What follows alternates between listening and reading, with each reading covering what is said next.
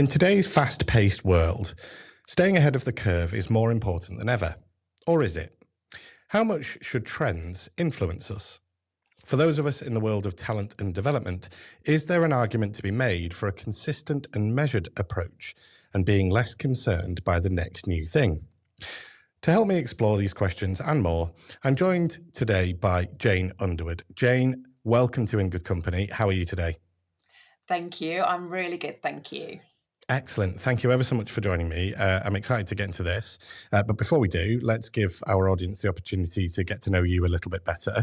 So why don't you tell us about yourself in 60 seconds?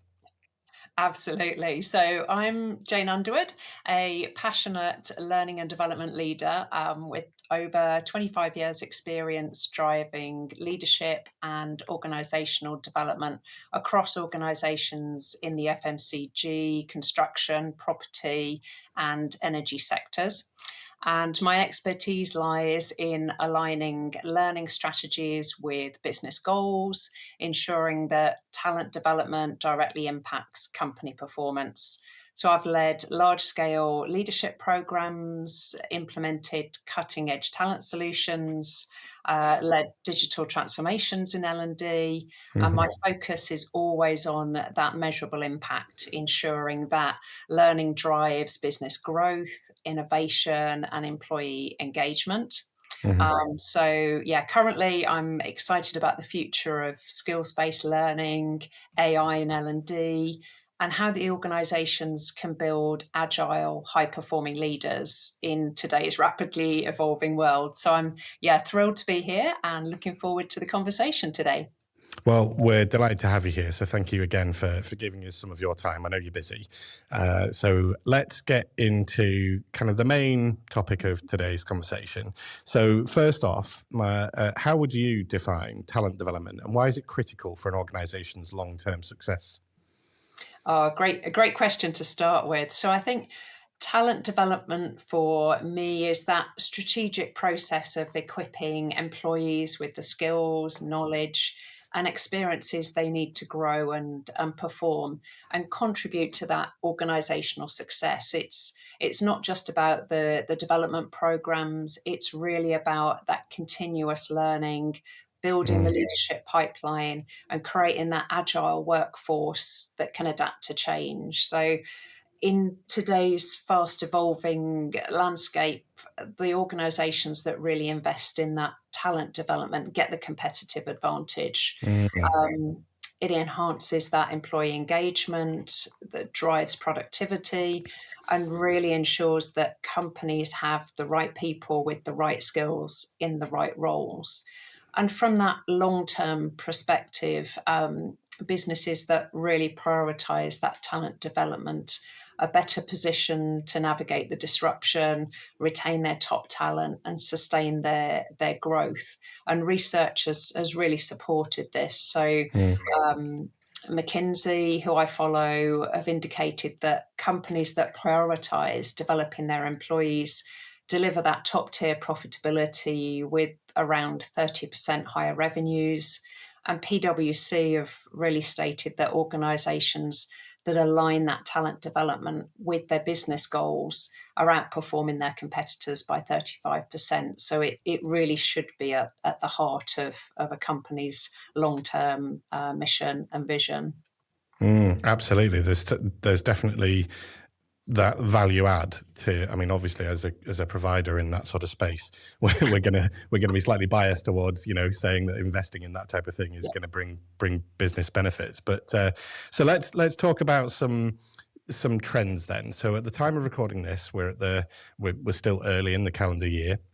Um, let's First of all, let's have a quick look back at last year, 2024, and then look into the forthcoming year. So, what did you see as the biggest trends in talent development in 2024, and what do you see as being different or the same in 2025? Yeah, I think last year the dominant trend in talent development was the rise in skills-based talent strategies. Right. Organizations really moving away from those traditional job roles and Hmm. focusing on building skills, emphasizing that internal mobility, upskilling and reskilling, And the use of AI-driven talent marketplaces really started to, I think, gain momentum, allowing employers to really match those skills with the emerging opportunities within the organisation. So for this year, I think there are three trends.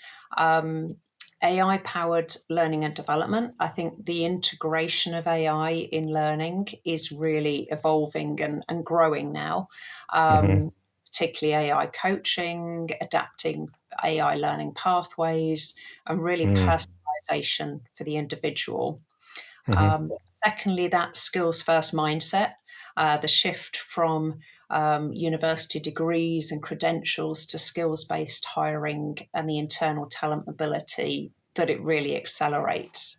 And just businesses having the need to map critical skills, assessing their skills gaps, and creating that dynamic ecosystem Mm. to support them in their directives.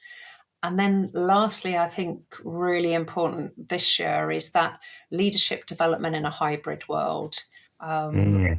Remote and hybrid working now being the norm. It's developing leaders who can inspire, engage, and drive performance across those distributed teams is really the growing priority now. Yeah. And organizations doubling down on experiential leadership programs, exec coaching, and that cross-functional leadership rotations that all enhance the leadership development. Yeah. Obviously, from our perspective, it's sort of music to our ears to hear you talk about experiential learning, because that is something we it is critical to Impact's world. So yeah, that was really nice to hear. And of course, like, yeah, AI powered learning. I'm going to get a bit more into AI a little bit later, so I'll kind of hold back from asking any more questions on that just now. But I really liked what you were saying about that, the skills first mindset. I think that was really interesting and it's funny how we kind of come in sort of circles, isn't it? As to, because that, you know, we've for gone of the years, well, not so much, but it's maybe we're seeing a return of things like apprenticeships and things like that, where, you know, instead of the higher education going into the further education and vocational skills there, and then of course leadership in a hybrid world. Yeah, there's so much still that we have to learn, and I wonder if generationally that there's still a lot of learning higher, you know, in the sort of older generations versus the younger. The younger, I think, coming in will have a much better steer and things like that, which will be because they've grown up, you know, in this world already.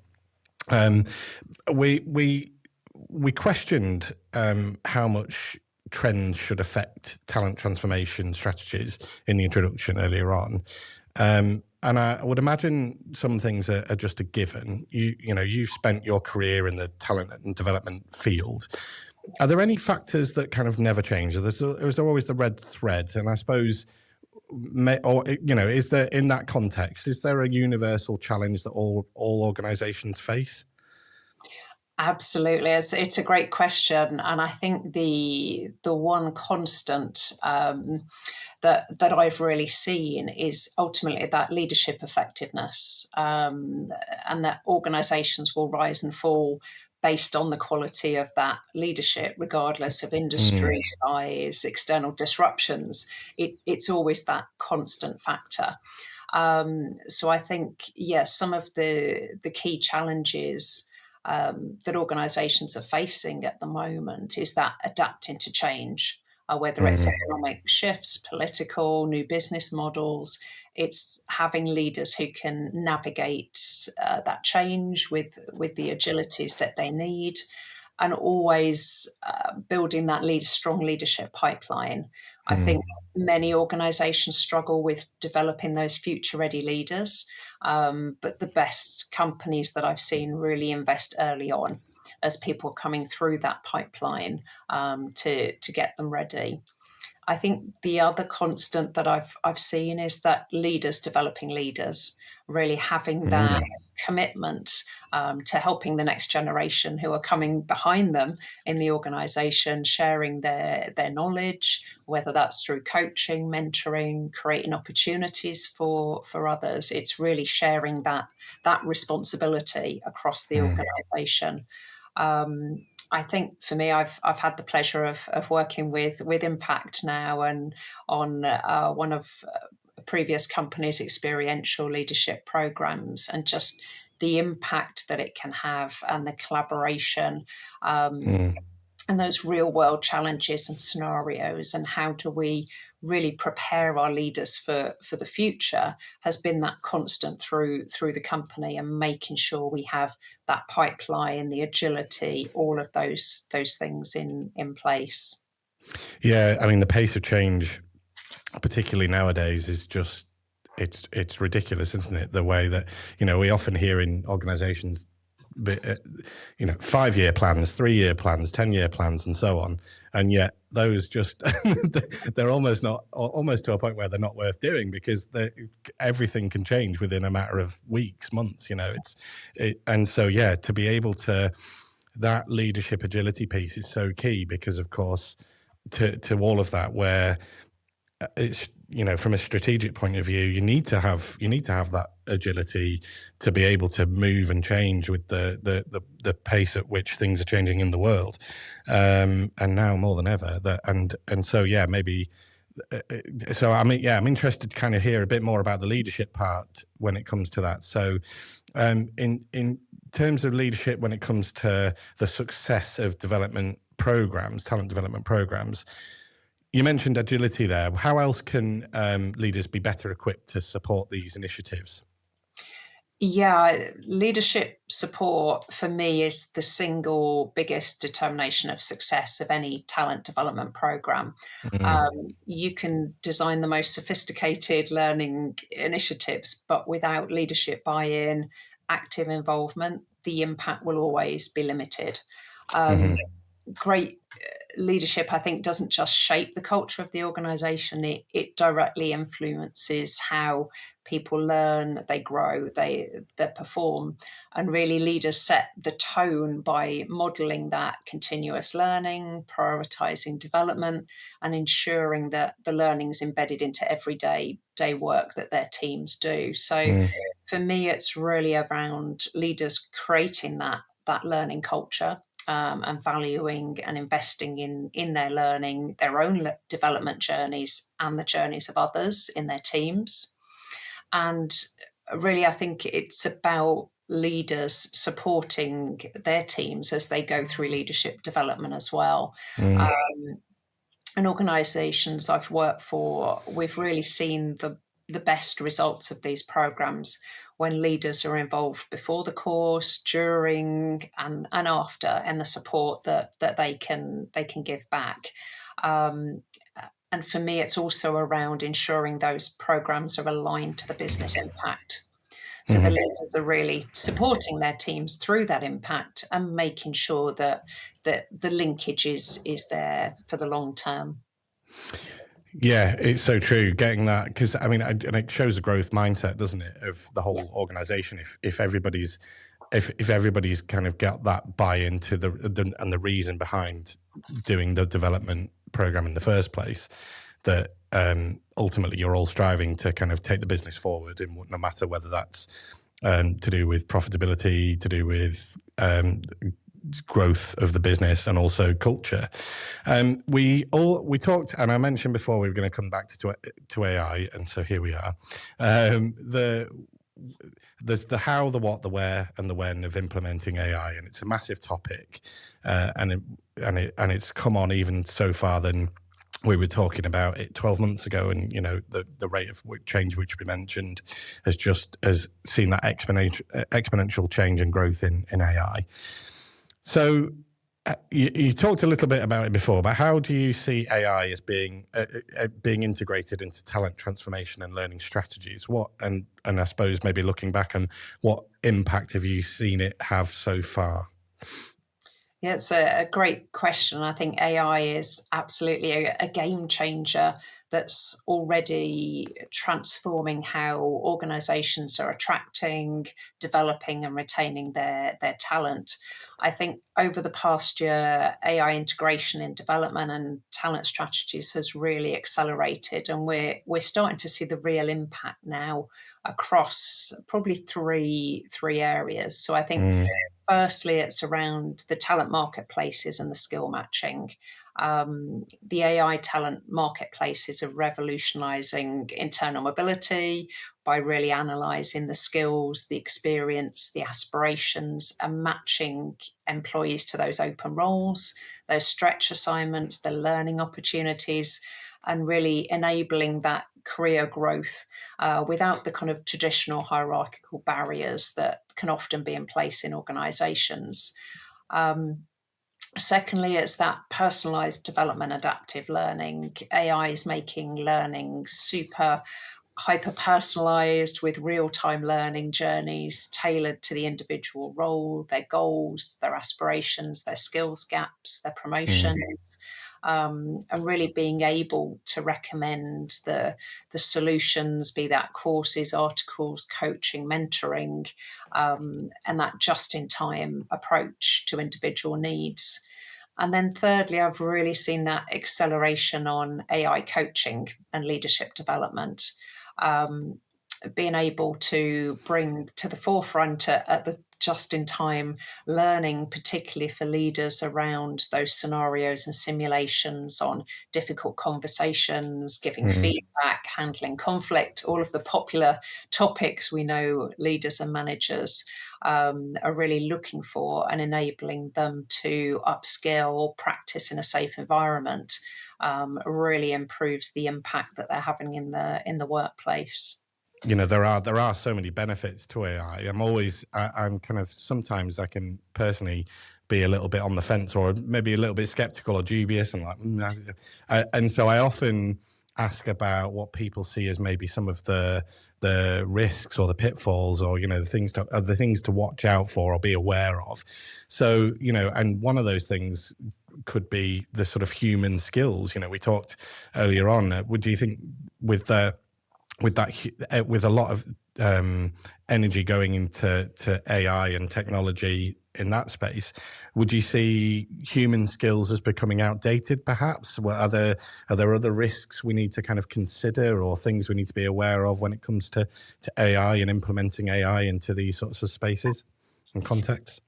Yeah, I think AI can deliver huge improvements in the workplace, but it can't replace the human abilities that drive things like innovation, empathy, complex problem solving, critical thinking. AI certainly, I've seen it enhance the background information, the subject matter behind those decisions. And things like creativity and innovation, it can bring the initial ideas, the thought process, the artistic expressions even. But when it comes to things like emotional intelligence and empathy, it can mimic, but it can't replace the human skills in that area, and also particularly around leadership and management.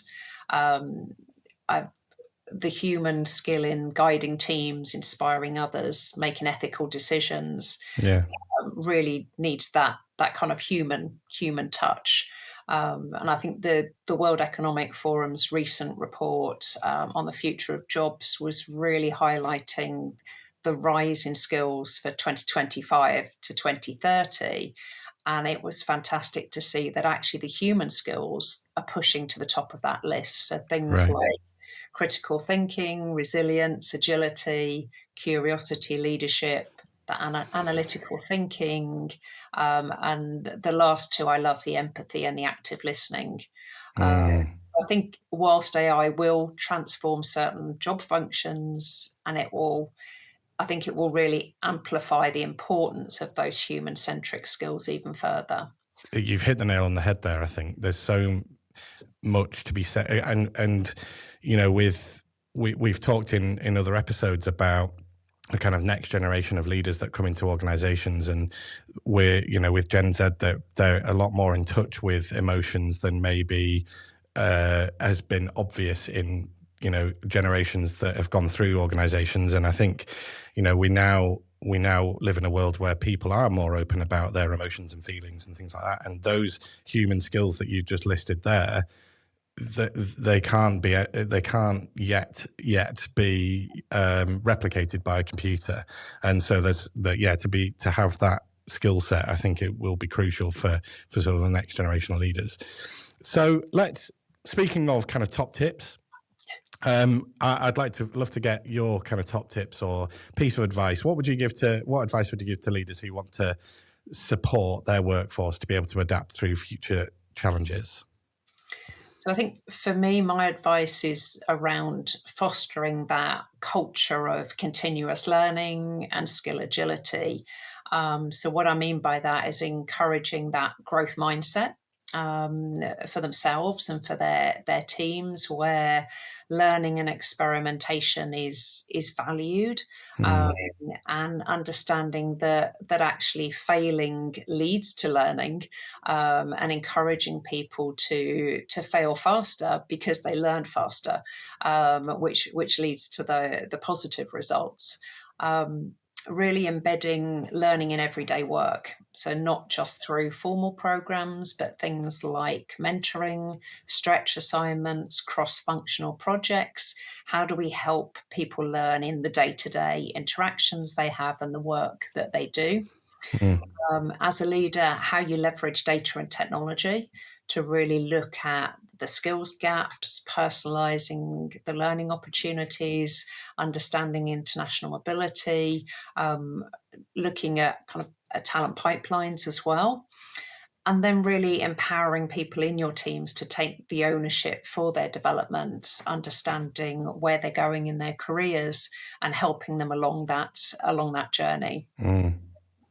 Yeah, there's some great stuff in there, and I love what you were saying about the learning in the everyday work. I think there was, we and we've also talked about experiential learning here. That those two things often go hand in hand.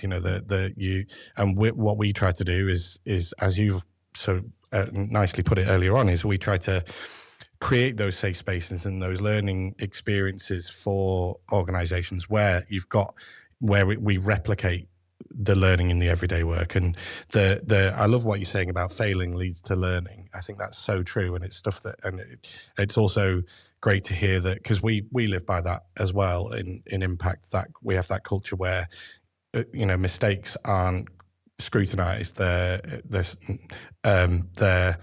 not encouraged. I nearly said encouraged then. It wasn't quite what the word I was meaning, but you know what I mean? It's like then they're always learning opportunities.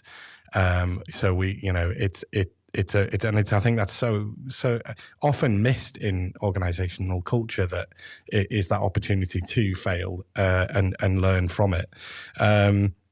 So yeah, I really loved what you were saying there, and as you say, learning in the flow of work, and that trick, of course, is finding ways of acknowledging that learning through everyday work as well. I would spend a lot more time with you, but I'm afraid we are running out of time rapidly. But I do have a final question for you before I let you go, and that is a bit more of a personal question. And we ask this question to all our guests, and it kind of gives us a really nice insight into kind of who they are as a person. So if you were to start your career again, knowing what you know now, what advice would you give to your younger self? Oh, it's a great question, and one to reflect on. So I think for me, there's 3 areas I would give myself advice in. I think the first one is follow what excites you. So your passion really fuels your perseverance and your direction, and follow the skills and the knowledge that you gain in the areas that you really care about, and that will serve you well, and you will carve out the path where you want to go in your career. I think secondly, for me, it would be learn to market yourself and your ideas in that early Mm-hmm. part of your career, whether it's personal branding, stakeholder influence, internal advocacy. Just understanding how to position and communicate your value is a game changer early on. And then lastly, talk about your successes. Not in a boastful way, but with clarity and with confidence, because the visibility does matter.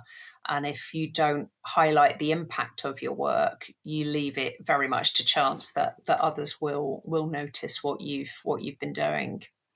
It's such great advice as well.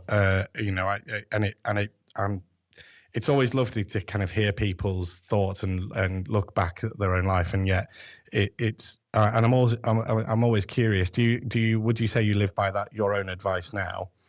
Yeah, absolutely. And I think Yeah, very much I would love that opportunity to have heard that advice very early on. Um, yeah, and it's the kind of things that I've picked up throughout my career as you go through different job changes, company changes, you get feedback from leaders, advice from mentors. yeah. And yeah, that's kind of that culmination of, if I could look back and talk to my younger self, I'd definitely tell her that. Yeah, yeah. Well, I'm sure you'll be inspiring somebody else that's just at the beginning of their career. So thank you ever so much for sharing your advice, and I'm sure that will land really well with our audience. Jane, thank you ever so much. That's been wonderful, and thank you for giving us your time and your wealth of knowledge and your experience. So I've loved our conversation today. So thank you ever so much for joining me. No, thank you. It's pleasure to be here. Thank you. Yeah, thank you. So that just leaves me to say, if you'd like to find out any more about Impact, or you'd like to connect with Jane or myself on LinkedIn, you'll find all of the links that you need in the description of where you found today's episode. So that leaves me to thank Jane one more time for being with me today. Thank you, Jane. And until the next time, take care.